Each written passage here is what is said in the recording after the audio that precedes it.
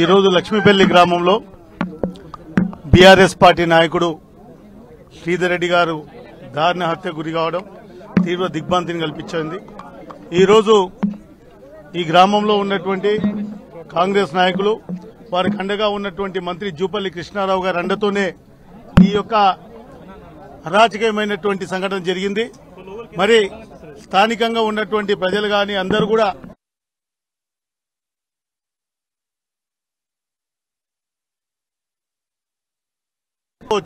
శ్రీధర్ రెడ్డిపై అభాండాలు వేయడం, శ్రీధర్ రెడ్డిని అవమానపరిచే విధంగా వారు చనిపోయినాక సోషల్ మీడియాలో క్రియేట్ చేయడం జూపల్లి గారి అనుచరులకు మాత్రమే దక్కిందనే విషయం చెప్తా ఉన్నాం.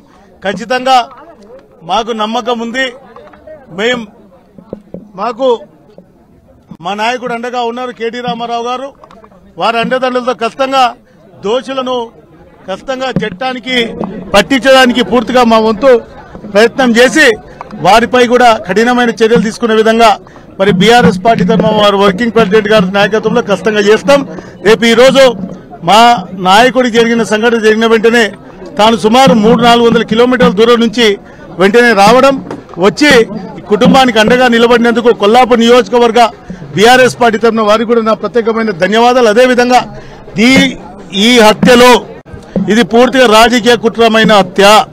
దీనిపై రాష్ట్ర ప్రభుత్వంలో ఉన్నటువంటి పెద్దల యొక్క పాత్ర ఉందనేది ఇక్కడ ఎవరిని అడిగినా చెప్తారు, సుస్పష్టం. కాబట్టి మేము సిబిఐ ఎంక్వైరీ చేయాలి, ఎంత పెద్దవాళ్ళు ఉన్నా సరే ఖచ్చితంగా శిక్షించాలని చెప్పేసి మేము డిమాండ్ చేస్తా ఉన్నాం.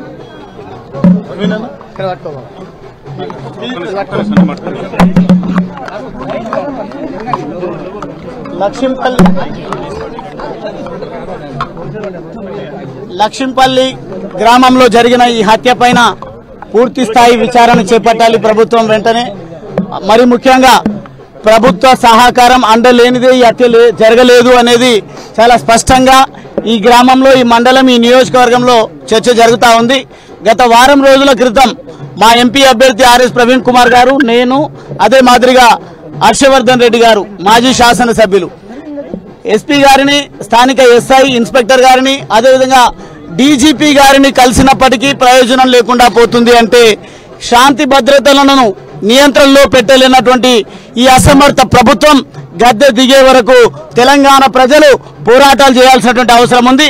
హత్యా రాజకీయాలకు తెరలేపినటువంటి ఈ ప్రభుత్వం తప్పకుండా ప్రజల ఆగ్రహానికి గురిగాక తప్పదు. మేము మాట్లాడడానికి వెనకడుగు వేయడానికి కారణం ఏంది అని అంటే, గత 10 సంవత్సరాలు అధికారంలో బాధ్యతాయుతమైన హోదాలో ఉన్నాం కాబట్టి మా ముఖ్యమంత్రి కేసీఆర్ గారు, మా నాయకుడు కేటీఆర్ గారు గతంలో పాలించిన విధానాన్ని మేము పూర్తి స్థాయిలో అవగతం చేసుకున్నాం కాబట్టి మేము దాడులకు ప్రతి దాడులు అనే పిలుపు ఇవ్వలేకపోతా ఉన్నాం. కానీ ఒకవేళ గనక ఇదే మీ పంతా అయితే ఖచ్చితంగా దాడులకు ప్రతి దాడులు ఉంటాయి, దానికి కూడా ఉండదు. హత్యా రాజకీయాలకు, కుట్రలకు, అక్రమ కేసులకు తెరలేపిన మీరు ఖచ్చితంగా మీరు ఇది ఏదంటే అది దానికి సవాలుకు మేము సిద్ధంగా ఉంటాం. కానీ బాధ్యత వహించినటువంటి రెండోసారి మా కేటీఆర్ గారు ఇక్కడికి రావడం జరిగింది. గండ్రావుపల్లిలో హత్య జరిగితే ఇప్పటి వరకు ఆ హత్య విషయంలో ఉలుకు పలుకు లేదు. అదే మాదిరిగా పదే దాడులు, అక్రమ కేసులు జరుగుతూ ఉంటే దాని గురించి ఎవరు కూడా పట్టించుకోరు. ఈ రోజు జరిగినటువంటి ఈ దాడి పూర్తిగా రాజకీయ కుట్రతో జరిగినటువంటి దాడిగా ప్రజలు చర్చించుకుంటా ఉన్నారు. కాబట్టి బాధ్యత వహించాల్సినటువంటి మంత్రి గారు ఇప్పటి వరకు ఈ సంఘటనపై స్పందించకపోవడం అనేది శోచనీయం, బాధాకరం. వెంటనే మంత్రి స్పందించాలి. ముఖ్యమంత్రి రేవంత్ రెడ్డి గారు కూడా దీనిపైన స్పందించి తగు చర్యలు తీసుకొని హత్యకు కారకులైనటువంటి వారిని వెంటనే అరెస్టు చేయాలి, వారిని కఠినంగా శిక్షించాలని బీఆర్ఎస్ పార్టీ తరఫున మేము డిమాండ్ చేస్తా ఉన్నాం.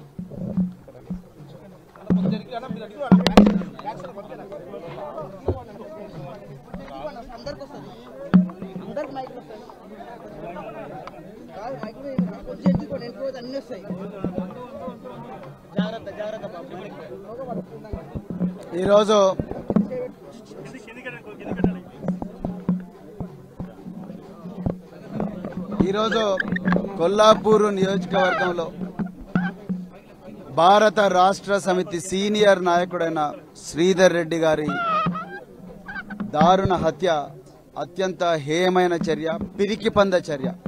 దీనికి ప్రధాన కారకుడు జూపల్లి కృష్ణారావు మంత్రి గారే. నేను మళ్ళీ చెప్తున్నా, మరి ఆ రోజు నేను అదేవిధంగా స్థానిక మాజీ శాసనసభ్యులు బీరం హర్షవర్ధన్ రెడ్డి గారు, డాక్టర్ గువ్వల బాలరాజు గారు అచ్చంపేట మాజీ శాసనసభ్యులు, అదేవిధంగా నాగర్ కర్నూలు మాజీ శాసనసభ్యులు మరి జనార్దన్ రెడ్డి గారు, మేమందరం కూడా మా నాయకులు కేటీఆర్ గారి మార్గదర్శనం మేరకు మేమందరం పోయి రాజ్యాంగబద్ధంగా చట్టబద్ధంగా చట్టాన్ని చేతిలోకి తీసుకోకుండా గౌరవ డీజీపీ గారికి మరి రిప్రజెంటేషన్ ఇవ్వడం జరిగింది. మేమేం చెప్పినామండి ఆ రోజు, ఈ ప్రాంతంలో జూపల్లి కృష్ణారావు గారు మంత్రి అయినప్పటి నుంచి గూండాలకు, కాంగ్రెస్ గూండాలకు హద్దు అదుపు లేకుండా పోయినాయి. వాళ్ళు చెప్పి మరీ దాడులు చేస్తున్నారు. ఈ రోజు మిమ్మల్ని కొడతాం అంటే వచ్చి మార్నింగ్ కొడుతున్నారు. మిమ్మల్ని పోలీసు వాళ్ళు అరెస్ట్ మేము కాము అంటే కాకుండా బాజాబ్తా తిరుగుతా ఉన్నారు. మిమ్మల్ని పోలీస్ స్టేషన్లో పడేస్తామంటే పడేస్తాం, మీ ట్రాక్టర్లు సీజ్ చేస్తామంటే సీజ్ చేపిస్తా ఉన్నారు, మీ జేసీబీలు సీజ్ చేపిస్తామని చెప్పి మరీ సీజ్ చేపిస్తా ఉన్నారు. పోలీసు వాళ్ళ కళ్ళ ముందరనే దారుణంగా దాడులు జరుగుతున్నాయి బీఆర్ఎస్ కార్యకర్తల మీద. మొన్న అచ్చంపేటలో ఏం జరిగింది, పోలీసు వాళ్ళు ప్రేక్షక పాత్ర వహిస్తున్నారు. 20 మంది గుండాలు గుత్పకట్టెలు పట్టుకొని వచ్చి బాలరాజ్ అనే ఒక కార్పొరేటర్ మీద దాడి చేసిండ్రు, వాళ్ళ కుటుంబ సభ్యుల మీద దాడి చేసిండ్రు. కనీసం వాళ్ళ చేతుల కర్రలు కూడా గుంజుకోవడం లేదు. ఈ చిన్నంబావి ఎస్ఐ రమేష్ గారి మీద మేము 100 సార్లు ఇక్కడి డిఐజీకి తర్వాత ఎస్పీ గారికి కంప్లైంట్ చేసినాం. ఆయన వన్ సైడెడ్ చేస్తున్నాడు. జూపల్లి కృష్ణారావు గారి మంత్రి అండ చూసుకొని ఇక్కడ చిన్నంబావి మండలంలో ఈ కార్యకర్తల మీద విపరీతంగా దౌర్జన్యాలు చేస్తా ఉన్నాడు. అక్రమంగా కేసులు పెడుతున్నారని చెప్పినా కూడా ఇంతవరకు ఉలుకు లేదు, పలుకు లేదు. మేము ఆ రోజు డీజీపీ గారికి ఏం చెప్పినాం, చిన్న కారుపాముల గ్రామంలో సాయంత్రం 3 గంటలకు పట్టపగలే అక్కడున్న టెంపుల్ కమిటీ చైర్మన్ శ్రీనివాసు అందరు కలిసి గుండాలు పట్టపగలే దళిత యువకుల మీద ఘోరంగా దాడి చేస్తే వాళ్ళకి చేతులు కాళ్ళు ఇరిగి మరి నాగర్ కర్నూలు హాస్పిటల్ వండుకున్నారు. ఇంతవరకు వాళ్ళని అరెస్ట్ చేయలేదు.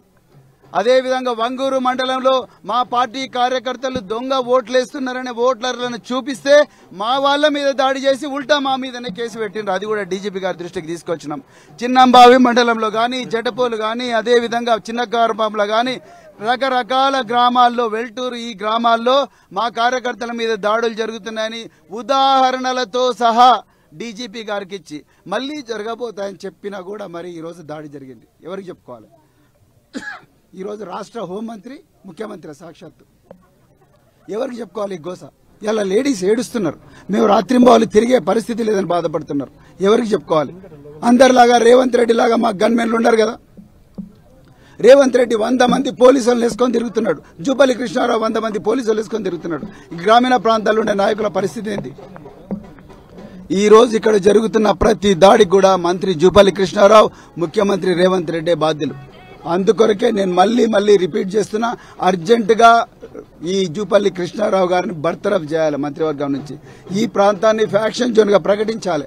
సమస్యాత్మక గ్రామాల్లో పికెట్స్ తప్పకుండా వేయాలి. అప్పుడే అదేవిధంగా ఎవరైతే పోలీస్ అధికారులు ప్రేక్షక పాత్ర వహిస్తున్నారో వాళ్ళ మీద అర్జెంటుగా వాళ్ళని సస్పెండ్ చేసి డిపార్ట్మెంటల్ ఎంక్వైరీ ఆర్డర్ చేయాలి. అప్పుడే ఈ ప్రాంతాలకు మరి న్యాయం జరుగుతుంది.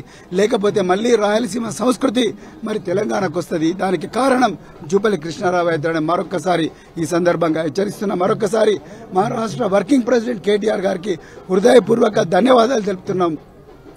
ఒక కార్యకర్త గాని గ్రామీణ ప్రాంతాల్లో ఒక నాయకుడు చనిపోతే వాళ్ళకి సంఘీభావంగా ఈరోజు 200 కిలోమీటర్లు ప్రయాణం చేసి మాతో పాటు 5 కిలోమీటర్లు శవంతో పాటు నడిచి కార్యకర్తలందరికీ ధైర్యం ఇచ్చిన మరి కేటీ రామారావు గారికి ధన్యవాదాలు తెలుపుతా ఉన్నాను. అదేవిధంగా అందరూ కార్యకర్తలు కూడా ఎవరూ ఐదార్యపడాల్సిన అవసరం లేదు. మీ అందరి వెనక ఒక గొప్ప నాయకత్వం ఉన్నది. మీకు చీమ గుట్టినా కూడా ఊరుకునే సమస్యనే లేదని ఈ సందర్భంగా చెప్తూ మరొక్కసారి శ్రీధర్ రెడ్డి గారి హత్యను ఖండిస్తూనే మరొక్కసారి ఇలాంటివి జరిగితే మాత్రం రేపు మేము కూడా రోడ్ల మీదకి రావాల్సి వస్తుందనే విషయం కూడా హెచ్చరిస్తూ ముగిస్తున్నాను. Thank you.